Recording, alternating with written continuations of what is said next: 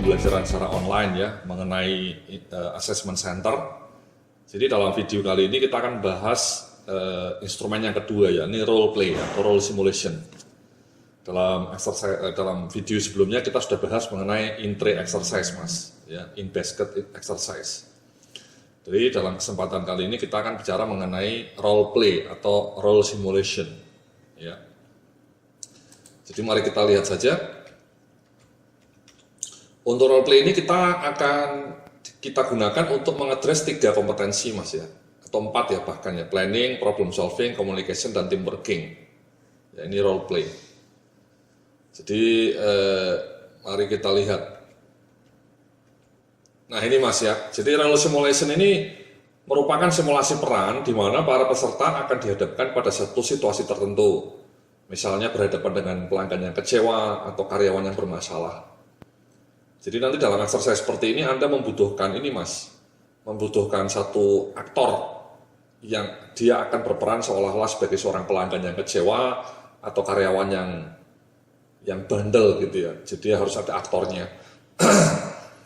Bukan aktor beneran ya, tapi mungkin Anda bisa milih salah satu karyawan Anda atau siapalah ya untuk berperan sebagai seorang klien atau karyawan yang bermasalah. Karena itu maka ada skenarionya mas ya, skenarionya baik untuk kandidat maupun untuk aktornya nanti. Jadi skenario untuk kandidat ini menggambarkan situasi yang akan dihadapi oleh kandidat atau peserta asesmen. Di dalamnya digambarkan secara spesifik mengenai latar belakang situasi, masalah yang muncul dan juga pihak-pihak yang terlibat dalam situasi tersebut. Bisa bawahan atau bisa customers. Nah, di sisi lain kita juga butuh skenario untuk role player mas ya, bahasa lainnya role player atau aktor. Skenario ini digunakan oleh role player untuk melakukan perannya.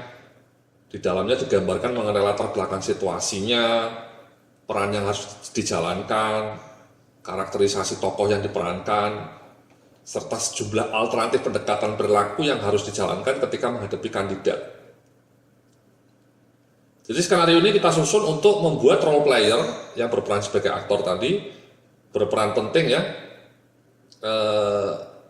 Artinya skenario itu digunakan untuk memancing ya, elicit kandidat supaya kandidatnya atau pesertanya menampilkan bukti-bukti perilaku yang akan diobservasi. Jadi misalnya skenario nya dibikin seolah-olah aktornya itu marah-marah gitu ya, pelanggan yang marah-marah sampai bahkan mungkin menggebrak-gebrak meja. Bagaimana nanti pesertanya itu menghadapi pelanggan yang marah-marah seperti itu ya?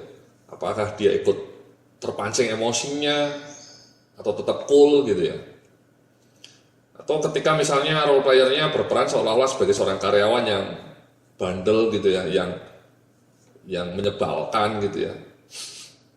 Bagaimana atasannya membina role player atau membina orang yang bawahan yang tidak begitu perform ini? Kadang-kadang diberikan training juga mas ya untuk aktornya tadi ya, untuk role playernya ya, supaya si aktornya ini paham ya, cukup familiar mengenai apa itu assessment center.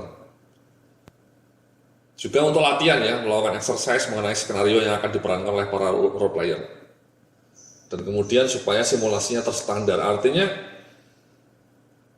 kalimat-kalimat yang diucapkan role player ini jangan berbeda-beda. Misalnya ketika berhadapan dengan kandidat A, dia ngomongnya terlalu pelan atau ngomongnya tidak begitu marah.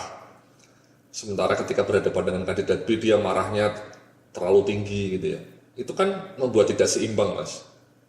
Jadi mungkin kita tidak bisa menilai secara objektif karena kandidatnya atau peserta yang berlainan itu menghadapi peran yang berbeda-beda. Sebaiknya bahasa tubuhnya, kalimat yang disampaikan, dan juga respon dari role player itu standar. Jadi ketika berhadapan dengan semua peserta, kalimatnya, bahasa tubuhnya sama. Nah ini mas ya, instrumennya ya, ada berapa? Yang pertama untuk pedoman untuk asesor dulu, ya ini namanya role play. Kompetensi yang dinilai ini ada 4, planning, problem solving, kemudian communication oral ya, kemudian teamwork. Kita jelaskan di sini apa kompetensinya. Kemudian dalam exercise ini para ACC diminta untuk melakukan simulasi ya. sebelumnya aktornya sudah dikasih skenario, ya waktunya biasanya untuk membaca kasusnya 5 menit, proses simulasinya 25 menit, ya. Nah, mari kita lihat Mas, ya. Ini bahan untuk pesertanya. Ya. Dia seolah-olah menjadi seorang manajer warehouse, namanya Doni. Ya. Nah, di sisi Doni ini, Anda salah seorang manajer Mas ya. Anda punya anak buah namanya Doni, ya, supervisor. Ya. Doni ini direkrut 3 bulan yang lalu, ya. Awalnya antusias, ya. Kemudian tiba-tiba Doni mengalami problem, ya. Jadi Doni ini sebagai supervisor ini kurang bisa memimpin anak buahnya, gitu ya. Dia pekerja keras Doni ini, tapi kemudian dia kurang bisa terampil mengelola dan memimpin anak buahnya. Sehingga anak buahnya Doni ini sebagai supervisor, Anda sebagai atasannya Doni. Nah, Doni ini dikomplain oleh para anak buahnya. Anak buahnya komplain ke Anda sebagai atasannya, ya. Jadi ini intinya skenario Mas ya, Anda bisa baca nanti. Ya. Intinya adalah si pesertanya ditugaskan untuk bertemu dengan Doni dan mendiskusikan permasalahan yang ada supaya mendapatkan solusi yang terbaik, ya, solusi yang terbaik. Jadi Anda harus manggil Doni, ketemu, dan kemudian bicarakan apa masalahnya, kemudian bagaimana Anda memberikan solusi bersama-sama dengan Doni. Ya. Anda diminta untuk melakukan pertemuan selama 20 menit. Anda ini seolah-olah sebagai pesertanya Mas ya. Nah, begitulah kemudian pesertanya membaca skenario ini Mas ya. Sementara aktornya kita kasih skenario juga, si Doninya yang berperan sebagai Doni ya. Jadi ini yang memerankan Doni ini ya mungkin salah satu anggota Anda lah ya, atau karyawan Anda, atau bahkan Anda meng-hire orang lain untuk pura-pura berperan sebagai seorang Doni. Jadi ini role playernya dikasih tahu juga pedomannya Mas, panduannya. Termasuk bagaimana merespon, bagaimana berbicara dalam meeting itu, bagaimana kemudian dia berlaku terhadap Doni itu, ya. Bahkan kita sampaikan kepribadiannya, ya. Jadi seolah-olah aktornya ini kita bentuk kepribadiannya seperti apa. Anda adalah seorang yang tegas, terbuka, dan berlaku agresif pada saat-saat tertentu, gitu ya. Jadi supaya pura-pura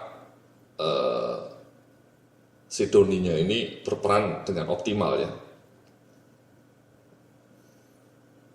Ini termasuk ini ya, pandangan-pandangan yang harus disampaikan ketika role playing ya, oleh aktornya.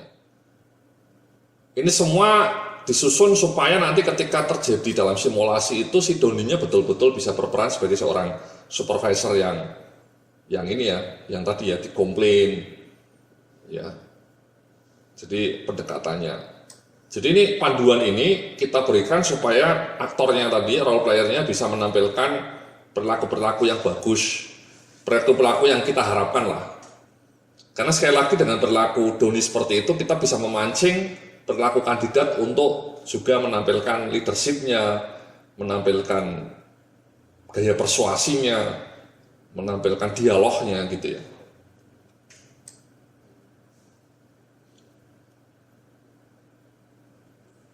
Jadi ini adalah panduan untuk role playernya. Nah setelah itu dipanggil lah ya, kemudian mereka datang melakukan dialog selama 20 menit, kemudian Anda menilai ya melalui rating ini ada 4 planning ya. Bagaimana si Doninya melakukan atasannya pesertanya menghadapi Doni, apakah dia menetapkan kerangka yang jelas dulu, ada agendanya, dia memimpin rapat dengan runtut, apakah dia menetapkan sasaran, apakah dia membuat follow up, apakah dia memantau waktu yang tersedia, ya 20 menit ya. Atau sebaliknya, ya, diskusinya tidak runtut, melompat-lompat, tidak membuat tindak lanjut dan seterusnya. Jadi ketika si Doni sama pesertanya melakukan simulasi, Anda mengamati, Anda mencatat, merecord perilaku-perilaku yang ditampilkan oleh peserta, bukan Doninya ya, Doninya kan aktor saja. Yang harus Anda nilai adalah pesertanya. Bagaimana respon dia, bagaimana dia menasihati Doni, bagaimana dia merencanakan meeting itu, bagaimana dia mengendalikan meeting itu. Ya misalnya di sini kita kasih, katakanlah setelah Anda kasih behaviornya mungkin di sininya 3, ya di sininya 4, di sini 4 juga, di sini 3. Ini sekali lagi ini ilustrasi saja Mas ya, ilustrasi ya.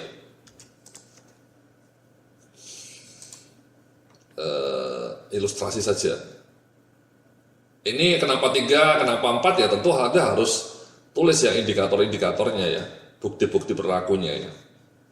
Ketika si Doni melakukan role play.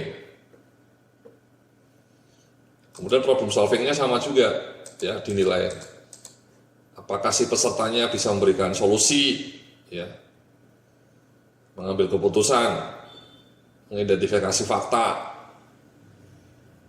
ya. Kemudian di komunikasinya juga kita bisa lihat apakah pesertanya menyampaikan pendapat dengan sikap yang terbuka dan bernuansa dialogis, gaya bicaranya lancar. Kontak matanya, apakah dia menatap Doni dengan baik atau tidak ya. Sebagai atasan dia harus berani ya, proporsional ya.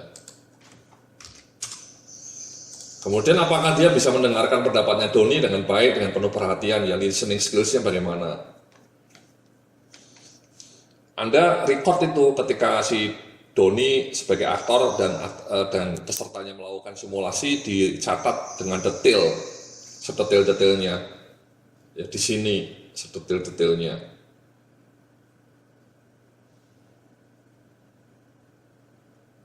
Kadang-kadang tidak dibagi seperti ini Mas ya, kadang-kadang ininya dihapus, kita biarkan asesornya untuk mencatat apa adanya semuanya, tidak usah kita kategorikan. Karena kalau dikategorikan kadang-kadang memang malah membatasi.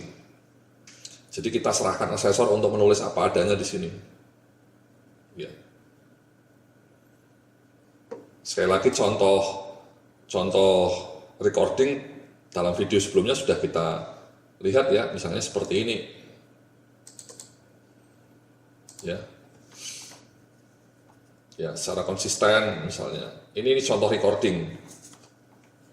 Recording bukti-bukti perilaku, Mas. Nah, Anda harus melakukan hal yang sama ketika Anda menjadi asesor ketika dalam proses tadi simulasi peran tadi ya, role play tadi. Catatnya seperti ini Mas. Ya baru setelah Anda mencatat dengan detail, Anda bisa klasifikasi masuk kategori mana, kompetensi apa.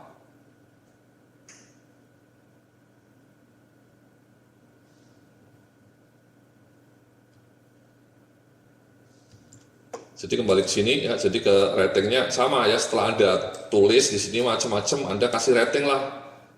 Misalnya menurut Anda bagus semua ya, orangnya pesertanya oke nih, misalnya ya, mampu mendengarkan, mampu melakukan kontak mata. Sekali lagi kenapa 4, kenapa 5, again itu ya, masih ingat Anda ya, bukti-bukti positifnya lebih banyak. Kalau 5 itu betul-betul tidak ada bukti negatifnya, full positif semua. Kalau 4 itu mayoritas positif tapi masih ada sedikit negatifnya. Kalau 3 seimbang antara positif sama negatifnya. Kalau kedua kebanyakan negatifnya. Kalau si 1 hampir semuanya negatif. Indikator-indikatornya, evidence-nya negatif. Nah yang terakhir teamworknya ya, kita lacak. Apakah si pesertanya bisa memberikan argumen, memberikan saran yang spesifik kepada Doni untuk meningkatkan semangat kerja sama tim, memberikan saran untuk meningkatkan kinerja tim. Apakah si pesertanya ini membuat target yang spesifik, KPI, Key Performance Indicators, bahkan mungkin memberikan cara-cara yang kreatif untuk meningkatkan komunikasi, misalnya outing, melakukan pertemuan, mungkin piknik bersama, dan dia bersikap terbuka dengan Doni dan membagi semua informasi yang relevan. Again sama ya, Anda bisa catat ya, ini sama juga, mungkin indikatornya tidak usah ditulis dulu, bisa seperti ini, Anda langsung tulis apa adanya. Sama di sini misalnya nilainya juga bagus semua, pesertanya oke nih, kita kasih 4 di sini bahkan kita kasih 5, di sini kasih 4. Sama kesimpulannya berapa ini nilainya, mau dikasih 4 atau 5? Ya, di angka ini ada total nilainya, mungkin dikasih 4 lah ya, karena mayoritas 4 mas. Planning organizing tadi mungkin antara 3 sampai 4 ya, mungkin kita kasih 3 karena kebanyakan 3 ya, ini bisa dihapus juga, jadi 3. Jadi seperti itu mas ya untuk role play itu ya. Jadi Anda harus punya bahannya ya, bikin cerita kayak gini, kemudian juga ada pedomannya untuk pemegang role playernya. Itu kalau Anda mau membuat assessment center. Nah kalau Anda sebagai peserta, calon peserta ya Anda baca ini ya, Anda baca pedomannya. Tentu nanti ketika Anda melakukan assessment asli di perusahaan Anda mungkin soalnya tidak sama persis seperti ini ya, kasusnya ya. Tapi yang mau saya sampaikan, Anda akan diminta melakukan peran. Ya. Jadi disitulah diuji sebenarnya ya. Anda bisa diuji dari sisi planningnya, dari sisi problem solvingnya, dari sisi communicationnya, dari sisi teamworknya. Ya. Bagaimana Anda menghadapi anak buah Anda yang tadi tidak perform atau dikomplain sama anak buahnya. Ya. Indikator-indikatornya seperti ini. Ya, jadi Anda harus persiapan ya. Di sini Anda tidak ada kuncinya, di sini tidak ada kunci jawaban. Ya, assessment center itu betul-betul menguji kemampuan Anda untuk melakukan planning, untuk melakukan problem solving, untuk melakukan komunikasi, teamwork. Itu lain dengan ujian ketika ujian akhir sekolah gitu ya, dulu kuliah ya, ada jawabannya, kunci jawabannya multiple choice gitu ya. Tidak mas, kalau assessment center ini tidak ada multiple choice, tidak ada jawabannya benar atau salah. Jawabannya betul-betul tergantung kemampuan Anda menghadapi role play ya, bagaimana Anda ketika berbicara grogi enggak, tatapan mata Anda bagaimana, itu merefleksikan kompetensi asli Anda ya. Anda tidak bisa berpura-pura. Tapi indikator-indikator ini mungkin bisa memberikan bantuan kepada Anda ya, memberikan informasi bahwa ketika Anda melakukan role play itu inilah yang dinilai. Ya. Ya, jadi Anda harus persiapan. Anda harus membayangkan bagaimana menghadapi anak buah yang marah, bagaimana menghadapi pelanggan yang kecewa. Anda mungkin bisa latihan di rumah. Ya, latihan dulu ya. Seolah-olah Anda menghadapi pelanggan yang marah, seolah-olah Anda menghadapi karyawan yang bermasalah. Itu Anda bisa latihan dulu, ya, melakukan role play dengan teman Anda atau dengan istri Anda gitu ya. Sehingga ketika Anda betul-betul berhadapan dengan masalah-masalah waktu role play ini, Anda bisa lebih cemerlang kinerjanya. Ya. Gaya bahasa tubuh Anda, kalimat-kalimat Anda itu lebih maknyus, lebih top markotop, sehingga asesornya bisa memberikan nilai yang tinggi ya, nilainya 4 atau 5 kepada Anda ketika Anda melakukan role simulation, dan akhirnya Anda bisa lulus assessment center dan dipromosikan dan mendapatkan gaji yang lebih tinggi. Oke, terima kasih, kita akan berjumpa lagi dalam video berikutnya untuk membahas instrumen selanjutnya. Sampai jumpa dalam video berikutnya.